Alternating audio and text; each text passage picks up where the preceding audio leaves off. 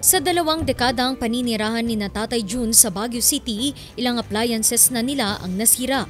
Ang mga ito, direkta raw niyang tinatapon sa basurahan. Dapat itapon muna kung hindi na pwede. Kasi pag nandun sa bahay lang, wala.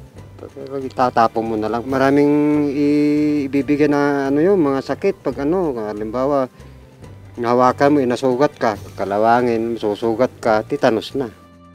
Ang mga basurang ito na tinatawag ding e-waste ang siyang kinokolekta ng grupo ni Victoria sa mga barangay.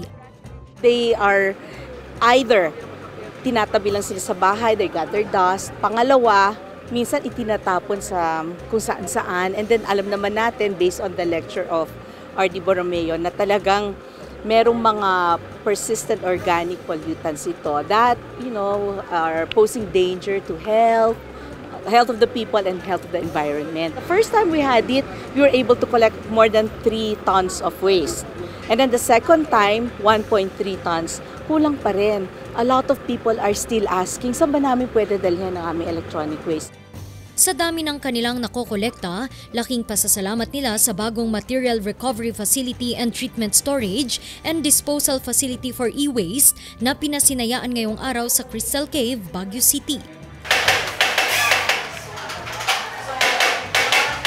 Dito'y binabaklas ang mga parte ng mga e-waste at inihihiwalay ang mga parteng maaari pang gamitin o i-recycle at mga parteng kailangan ng tuluyang i-dispose o hindi na maaaring pakinabangan pa. Ang mga e-waste kasi kapag hindi na i-dispose ng maayos ay maaaring banta sa kalusugan.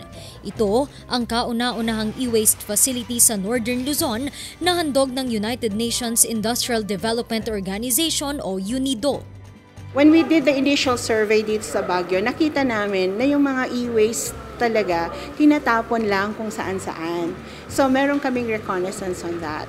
And we have actual photos to show na ang mga tao, tinatapon nila kasi wala silang pagdadalhan. No? And this facility will address that. Ang isang epekto ng POPs kasi is more on the minsan yung mga endocrine disruption na tinatawag. So it has an impact doon sa ating reproductive capacity, doon sa ating mental ability. So marami siya. It encompasses a lot of health impacts. No? So sana by virtue of the project and this initiative of the local government, ma-address tong mga ganitong klase ng epekto. Lahat ng kemikal at parteng hindi kailangan dadalhin ng DNR at LGU sa isang lugar na maaring ligtas na pagtapunan ng mga ito. Ang pondo manggagaling din sa UNIDO. Nakakatulong na tayo sa ating environment, malaking tulong ito sa environment. Second is, bibigay po ito ng trabaho. So meron ding business model to. Third is, this is something sustainable sa atin and part also of our resiliency plan. Kasi nga, we would like to position Baguio as not only as an innovation hub, but also a sustainability hub and a resilience hub.